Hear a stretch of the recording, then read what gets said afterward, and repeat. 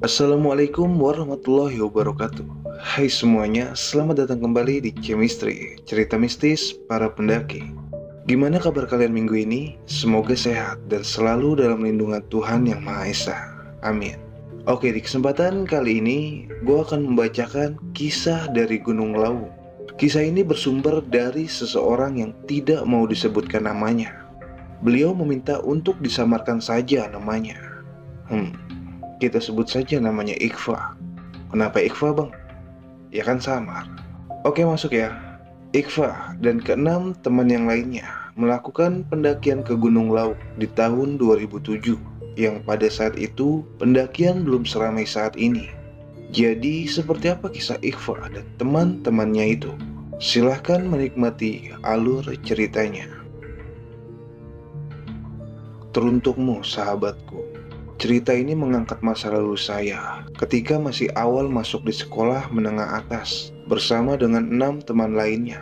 Sebut saja namanya Penceng, Belentung, Jojon, Upil, Kodok, dan Korip.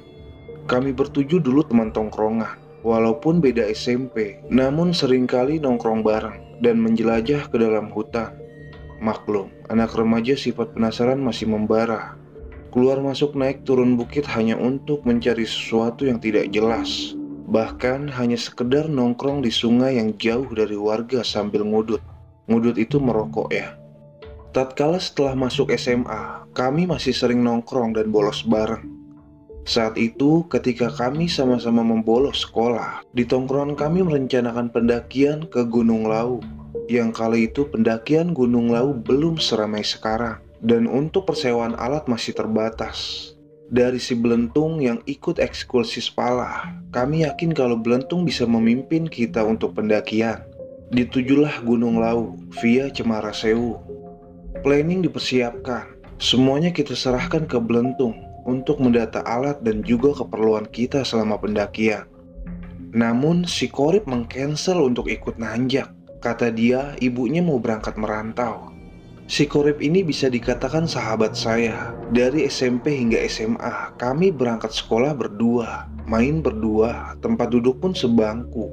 Dan di sidang BK pun ya tetap berdua. Nama kami pun terpampang di whiteboard BK, juga berdua. Singkat cerita, hari H pun tiba. Ketika Belentung datang ke rumah saya, sambil membawa alat-alat outdoor yang kala itu asing di mata saya. Packing-packing pun dilakukan. Motor-motor kami pun di starter dan mulai perjalanan ke jalur Cemoro Sewu. Maklum, dulu yang tahu jalan hanya Belentung. Kami semua ngikut di belakang motor Belentung yang asapnya seperti fogging. Ngebonceng Jojon saya sambil SMS-an sama Korip. Katanya dia juga mau berangkat ke rumah ibunya. Lalu Korip hanya pesan minta oleh-oleh bunga dari Lawu. Belum sempat pertanyaan bunga apa yang dimaksud Korip, SMS saya sudah tidak dibalas. Jam 1 siang kami tiba di base camp Cemoro Sewu. Motor diparkir dan kami minta izin untuk melakukan pendakian. Semua ditangani sama Belentung, yang saat itu dia menjadi senior kami. Kami yang awam hanya merokok dan lihat-lihat sekitar. Saat itu Belentung mengecek semuanya, apa yang belum dibawa atau kelupaan. Setelah menurut Belentung cukup, kami pun diajak melingkar untuk berdoa. Perjalanan ini dipimpin Belentung dan si Jojon minta paling belakang. Bismillah, kita mulai menapaki kaki di jalur bebatuan Cemoro Sewu. Pendakian waktu itu diisi dengan bercanda, menceritakan anak-anak sekolah lain dan guru-guru di sekolah masing-masing. Tak berselang lama, pos 1 kita sampai. Pendakian kala itu masih sepi. Sesekali ada yang turun mas-mas mahasiswa yang terlihat dari baju dan alma mater yang digunakannya. Dan masih banyak warga yang mencari ranting dan dedaunan. Si Belentung ngajak kami rehat di pos 1 sambil nyebat dan ngemil. Kita ngobrolin si Korip. Tadi ketika berangkat nanjak, handphone kami di SMS sama Korip dengan kalimat yang sama. Yang intinya dia berpamitan tidak bisa ikut, terus minta oleh-oleh bunga. Jam pun kian berlalu. Kami naik masih di atas pos 2. Dan dari barat semburat warna merah jingga menandakan waktu sudah masuk petang. Senter pun kami persiapkan dan kami dengan PD-nya melanjutkan perjalanan. Belentung mengajak untuk segera ke Sendang Derajat untuk ngecamp biar tidak kemalaman. Penceng yang sudah mulai lelah saat itu meminta kepada saya untuk bergantian membawa tasnya dan juga berganti posisi. Ya, kala itu benar-benar gunung masih sepi pendaki. Hanya ada 1, 2, 3 rombongan yang mendahului kami dan tidak jarang bapak-bapak dengan peralatan apa adanya. Tapi kalau dilihat dari pakaiannya, mereka melakukan pendakian untuk berziarah atau berritual. Karena di gunung ini masih kuat adat istiadatnya dan dipercaya masyarakat untuk menyepi atau sebatas merenungkan diri sesuai kepercayaannya. Maghrib pun tiba, kami di atas pos 3 yang berhenti untuk mengistirahatkan pundak dan berbagi rokok untuk melepas cuaca dingin saat itu. Setelah sebatang rokok habis, kami pun lanjutkan perjalanan. Kali ini, Belentung di depan minta ditemani Upil. Kata Belentung, dia nggak berani kalau sendirian di depan. Ya, memang malam itu rasanya sunyi. Entah kenapa, Jojon yang formasi awalnya di belakang, tahu-tahu ia berlari ke depan. Kenapa, Jon? Ada yang ikut jalan di belakangku. Mana? Nggak ada. Udah jangan dibahas. Ayo jalan. Ya udah, aku di belakang deh. Saat itu saya pun memberanikan diri untuk menggantikan posisi Jojon. Dan memang benar apa yang dikata Jojon. Kita serasa diikuti. Namun saat itu saya berdoa dan membaca apa yang saya bisa. Bahkan saya yang sedikit peka. Kanan kiri saya seperti ada yang mengawasi. Namun saya biarkan sesuai anjuran Belentung untuk tidak terlalu fokus sama begituan. Dari depan Upil berhenti dan menyoroti sisi kiri jalur dengan senternya. Saat itu nggak tahu dia lihat apa. Yang jelas setelah menyoroti, Upil lanjut berjalan. Masih dengan nafas dari belakang yang membuat bulu kuduk merinding. Dari depan, Belentung bilang kalau sudah tiba di pos 4. Namun kata Belentung mending dilanjut jalan saja, karena pos 5 tidak begitu jauh dari sini. Kemudian jalan kita maksimalkan, tanpa merasa lelah agar ketakutan yang ada segera sirna. Kemudian kami pun melewati goa yang mulutnya begitu besar, dan ada pelang nama yang bertuliskan Sumur Jolotundo. Kami pun bertemu peziarah yang sedang duduk di samping jalur saat itu. Kemudian kami diminta untuk menenda di pos 5 atau di Sendang Derajat, dikarenakan beberapa hari ini puncak badai angin. Dan setelah selesai ngobrol, kami pun lanjut berjalan. Namun si Penceng yang posisinya di depan saya kemudian membisiki, "Fa, tadi itu orang apa bukan ya?" "Itu orang. Tadi kita lihat semua kok. Kok berani ya di sini sendirian?" "Ya, namanya juga ritual, Ceng. Masa nggak berani? Ya harus beranilah." "Itu tadi ritual. Kalau orang kejawen begitu. Kayak mbahmu ya, Dok." "Iya, kata mbakku, ritual itu untuk mencari ketenangan, ilmu, atau bahkan mencari wangsit."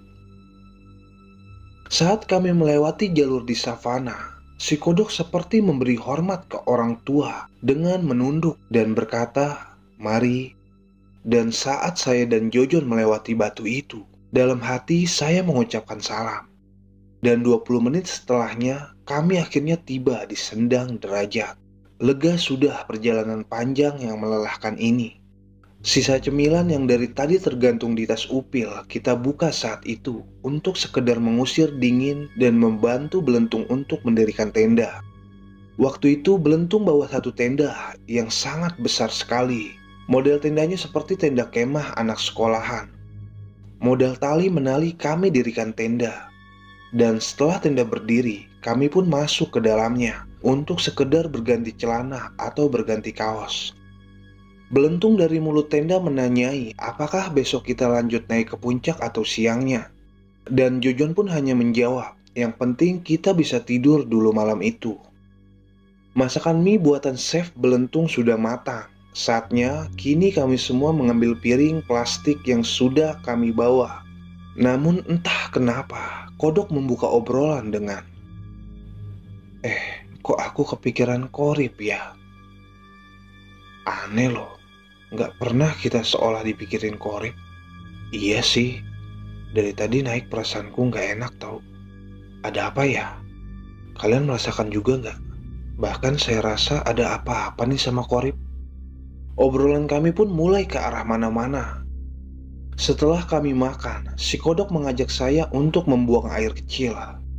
Karena tenda kita di tanah lapang, kita pun berjalan agak jauhan ke pinggir yang ada rindangnya pohon. Dan setelah clear membuang hajat, dari belakang, atau tepatnya dari arah Goa Jolotundo, kami didatangi oleh lelaki parubaya. Lelaki itu tidak memakai alas kaki dan berpakaian serba hitam dan bau wangi dupa dari bajunya. Kulo nuwun dek, besok jangan naik ya, mending turun saja. Saya rasa mending turun dek, lagi pula di puncak badai. Walah, iya pak, terima kasih sarannya. Iya dek, ada pesan yang belum sampai. Saya mendengar kata pesan yang belum sampai. Seketika ingin bertanya kepada bapak itu, namun belum sempat bertanya. Bapak itu berpamitan kembali ke jalur arah jalan Goa Jolotundo. Kemudian saya dan kodok pun kembali berjalan ke tenda dengan bertanya-tanya di dalam hati. Bapak itu tadi yang duduk di pinggir jalan pas kita naik bukan sih? Iya Fah, dia yang menyepi di sini. Kamu merasakan aura-aura gimana gitu gak? Iya sih, merinding. Tapi bukan karena dingin dan bau dupa juga. Tapi perkataannya kayak peringatan ya dok. Iya, kayak si mbahku kalau ngomong. Mbahku kan juga sering nyepi gitu Fah. Setelah nyepi, mbahku sering mewanti-wanti. Beneran kejadian. Kali ada sesuatu yang tidak bisa diceritakan bapak itu. Tapi kok nyuruh kita pulang ya? Mungkin ngasih tahu kali kalau di atas badai. Iya sih, di sini anginnya juga udah kenceng banget. Sesampainya di tenda, kami pun hanya diam. Saat itu waktu sudah menunjukkan pukul 12 malam. Wajar kalau suhunya dingin. Dan saat kami rebahan, gantian Belentung yang ajak-ajak untuk pipis. Namun tidak ada yang ingin pipis. Dan Belentung pun dengan ditemani Senter mencari semak yang di dekat-dekat tenda untuk melaksanakan tugasnya. Saat Belentung sedang membuang hajatnya, terdengar ada suara kresek-kresek seperti rumput yang bergesekan dengan kain. Dicarinya lah dengan Senter, namun tidak kelihatan. Dan setelah hajatnya selesai, dia pun jalan kembali ke tenda. Namun dari arah jalur, ada nenek-nenek tua yang sedang membawa karung berjalan kaki mendekatnya. Namanya juga penasaran dan kasihan dengan nenek itu, Belentung pun menghampiri nenek tersebut. Dan saat itu, nenek tersebut menyuruh Belentung dan kami semua untuk turun. Nenek itu mengaku kalau ia sedang mencari daun untuk jamu tradisional dan takut kalau kita kenapa-napa. Makanya ia meminta untuk kami turun semua. Dan ia juga berpesan untuk tidak kaget ketika turun nanti, karena ada yang tidak terduga. Namun belum selesai Belentung memahami kata dari nenek itu langsung berpamitan untuk mencari daun. Kemudian Belentung pun kembali ke tenda dengan tanda tanya. Sesampainya di tenda, dia melihat kami yang sudah tertidur dengan pulasnya. Karena kami baru sekali naik gunung, jadi wajar kalau kami kelelahan. Tanpa membangunkan kami, Belentung pun rebahan di samping kodok. Namun, saat ia sedang menata tempatnya untuk rebahan, tiba-tiba tali di tenda sebelah Belentung lepas dikarenakan angin yang sangat kencang. Dengan terpaksa, Belentung pun keluar tenda untuk kembali memasang tali. Dan saat ia memasang tali, dari kejauhan, ia merasa ada yang mengamati dari sorot lampu dan remang-remang mata kucingnya. Perawakannya seperti Korip, namun dari ilmu dan pengalaman pendakian Belentung, ia hanya mencoba berpikir positif. Mungkin ini hanya halusinasi dari efek kelelahannya, bisa jadi yang tidak nyata menjadi nyata. Dan setelah selesai menali, Belentung pun masuk dan tidur tepat di sebelah kodok. Setelah lelap tertidur semalaman, kami pun dibangunkan oleh gempuran angin yang belum berhenti. Kemudian yang lainnya pun membuka mata satu persatu. Setelah itu mereka pun memasak air untuk menghangatkan tubuh mereka. dan juga sambil membicarakan apakah nanti akan naik ke puncak atau tidak. Dan dari hasil voting, akhirnya Belentung memutuskan untuk kita semua turun. Dan kemudian kami pun merebus mie untuk mengganjal perut. Dan setelah menyantapnya, kami pun segera membongkar tenda dan mempersiapkan untuk turun. Belentung sebagai senior kami, ia pun membagi tugas dan memberi saran untuk tetap bersama saat kabut seperti ini. Ya, kala itu sedang terjadi kabut yang sangat pekat. Waktu pun terus berlalu. Saat itu sudah jam 9 pagi. Namun kabut masih saja menyelimuti. Kami pun mulai turun dan perlahan melewati Sendang Derajat. Tak lupa kami mengisi 2 botol air dari Sendang untuk persediaan minum kita. Kami mulai menyusuri savana setelah Sendang yang waktu itu benar-benar berkabut. Dan tak lama kemudian kami pun sampai di pos 5 dan sumur Jalatunda.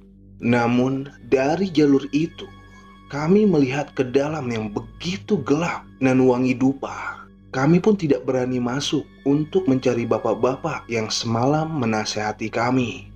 Lantas Belentung pun menganjurkan meninggalkan 3 batang rokok untuk sekedar berterima kasih di jalan turun goa yang ada daun pisang dengan sesajennya. Kata Belentung, cara ini adalah cara berterima kasih. Entah itu goib, entah itu nyata. Kemudian kami pun menyusuri jalan menuju pos 4 ke pos 3 dengan angin yang masih saja berhembus. Dan akhirnya kami pun sampai di pos 1. Saat itu waktu menunjukkan pukul 1 siang. Jojon pun iseng menghidupkan HP-nya karena sinyal di area itu kadang masuk kadang tidak. Jadi pesan masuk atau pemberitahuan dari HP-nya tidak maksimal. Dan ketika sampai di bawah, HP Jojon tak hentinya memberikan notifikasi. Karena penasaran, lantas ia buka. Sambil berjalan, dia melihat handphonenya bahwa ada nomor baru yang mengirimkan pesan. Dan nomor itu mengabarkan kalau itu dari kepolisian yang mengatakan kalau Qorib kecelakaan. Lalu Jojon pun berhenti berjalan dan mengabarkan ke kami semua. Kami pun satu persatu menghidupkan handphone masing-masing karena masih dalam kawasan hutan. Sinyal pun belum bagus untuk menerima pesan. Kemudian kami pun lanjut turun dengan penasaran, mencoba mencari sinyal di bawah sana. Setelah sampai di base camp, Jojon ternyata sudah mengambil identitas dan melaporkan jam turun kami. Suasana kabut di base camp saat itu tidak kami hiraukan. Kami hanya fokus ke handphone masing-masing, mencari info apa yang terjadi pada teman kami. Karena pulsa untuk telepon saya habis, saya pun meminjam handphonenya Jojon untuk menelpon Raya. Dengan sesenggukan, Raya mengangkat telepon saya dan berkata kalau Qorib sudah meninggal dunia akibat kecelakaan kemarin. Saat itu kami seketika diam 1000 bahasa, saling pandang dan lesu. Apalagi Kodok yang masih ada saudara dengan Qorib. Ia pun lantas mencoba menelpon keluarganya di rumah dengan harapan ada kabar yang valid yang bisa diterima. Dan kemudian Kodok mendapat informasi kalau Qorib kecelakaan saat berangkat kemarin. Ia terjatuh dari motornya yang terpental ke tengah jalan raya dan terlindas oleh bis dari arah yang berlawanan. Mendengar kabar itu, saya pribadi hanya diam. Bahkan mulutku bergetar 1000 bahasa mendengar sahabat terbaik saya yang telah meninggal dunia dengan tragisnya. Dan setelah itu kami pun langsung pulang. Motor kami naiki satu persatu, kemudian meninggalkan base camp menuju ke kota Tawangmangu dengan perasaan yang sangat campur aduk. Dan singkat cerita, kami pun sampai di rumah Belentung. Semua alat kami taruh asal-asalan di rumahnya dan segera ke makamnya Qorib. Dari belakang, Kodok menyalip motor yang kami tumpangi dan meminta untuk kami mengikutinya. Ternyata ia mengarahkan kami ke rumah Kodok yang dekat dengan makam. Di rumah Kodok ada salah satu teman SMP kami. Dia namanya Bayu. Bayu ini tetangganya Qorib. Dengan Bayu kami diantar ke makam Qorib. Dan benar saja, pesanan bunga yang diminta Qorib ke kami ternyata maksudnya untuk menaburi makamnya.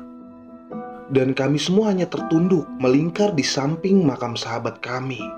Saat itu Bayu bercerita Kalau kemarin jenazah datang tidak pakai lama, beliau langsung dimakamkan. Kotak jenazah pun sudah dipaku dari rumah sakit, dan keluarga tidak bisa melihat wajah Qorib yang terakhir kalinya. Berarti dengan kondisi seperti itu, Qorib benar-benar mengenaskan. Selamat tinggal kawan, selamat jalan. Maaf, kami tidak sempat membawakan bunga untukmu.